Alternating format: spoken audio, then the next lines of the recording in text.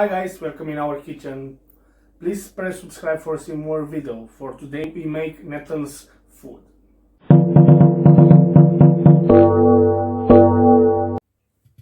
We need nettles, garlic, salt, flour, cup of oil, 2 eggs and water.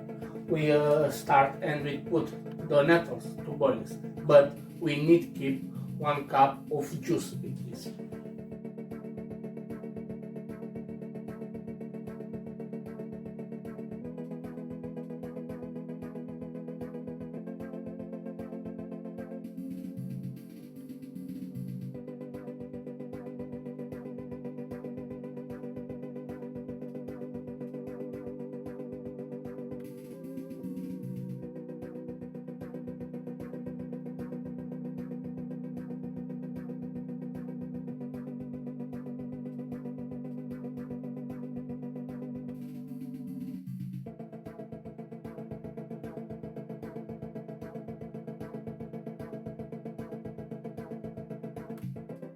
Our product is ready.